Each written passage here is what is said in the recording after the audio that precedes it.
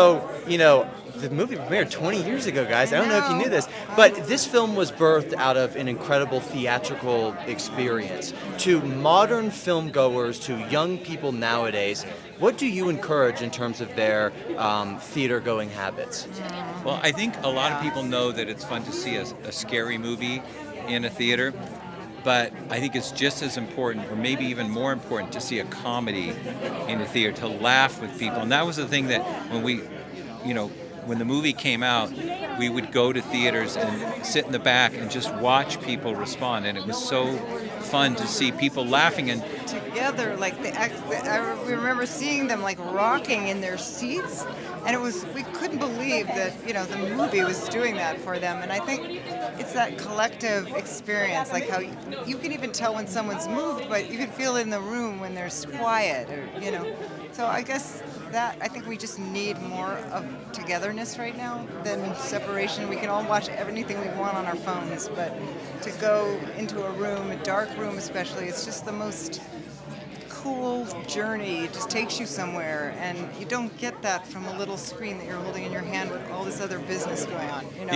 To hear someone laughing next to you rather than wait for the emoji to pop up.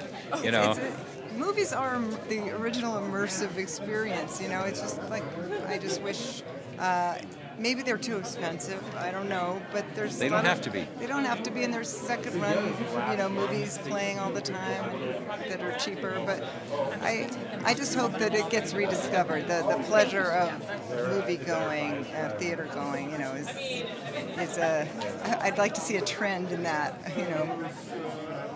from all generations, but when we go, it's more people with this color hair, unfortunately. And finally, to young filmmakers who want to be the people making those films to see in theaters, what words of advice would you give to them? Well, it's important never to give up. It took us 4 years to make this movie, and there are so many times when you think it's never going to happen, but you just have to stay with it and keep trying new things. Work on the script. Tell an honest, good story that feels really true to you. Something that is, that only you can tell. Or the more personal, the better. I think the more personal, the more universal it is. But entertain. But don't forget about entertaining. Or at least seduce them in some way. 20 years ago, this film premiered at the Eccles, sold for a record-breaking at the time, $10.5 million.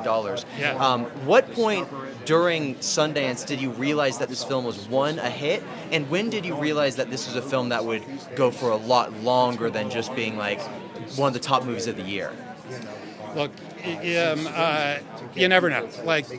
We felt like we were making something really great. This movie had a long path to getting made, and then we were finally able to make it.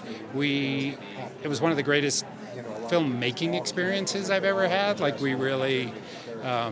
was just a great team of people. John and Val led the movie beautifully. We had this incredible cast. Michael Arndt wrote a perfect script. It was just like everything felt like it was going right, but you never know. And you're editing and you submit it to Sundance, and they say they want it, and that's magical. And somehow, before we got here, there was a lot of buzz around it, because people talk to programmers. Nobody'd seen it, but and sales agents are doing their job, and so there was a lot of anticipation. Also, we were like Friday night of the first weekend in the Eccles, a premiere, so that's a lot of confidence from the programmers that it might be a good movie. So we were actually really nervous because we felt like we were being set up to let down the expectations of it. But I'll tell you, about 5 minutes into the screening, this room was explosive, electric, incredible. It was one of the greatest screenings ever, so we felt pretty good.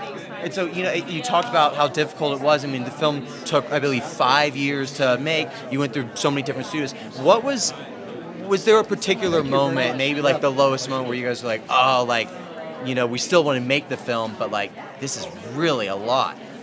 Well, I came onto it late, and it had been in development for a really long time, and it was just a really hard movie to make. It was at a time when everybody was saying R-rated comedies don't work, so don't make an R-rated comedy. Everybody was saying ensembles don't work. Everybody was saying the foreign is worthless because nobody knows what a child beauty pageant is outside of America. It's such a distinctly American thing. Right. We had an incredible cast. Were they super famous? No, 40-Year-Old Virgin hadn't come out when we shot it. Yeah. It came out just a few months before we premiered here. So we had a movie star by the time we got here. But so there were a lot of reasons why studios and financiers were afraid of it, but we just really believed in it. So we managed to just cobble the funds together and get it made and do it for a really low budget and. So, yeah. And finally, I mean, looking back on all this, with a new generation of filmmakers who have been inspired by this movie, who want to work in film, what would you give them as a word of advice? Keep making. Just make your stuff. Do what you really believe in. Find your original voice. I mean, Michael Arndt wrote this on spec. It's literally a perfect screenplay. He's become... here's what I would say to a budding filmmaker. Watch Michael Arndt's videos on YouTube about structuring a screenplay. They're brilliant, and they're better than any book out there. You'll learn a lot.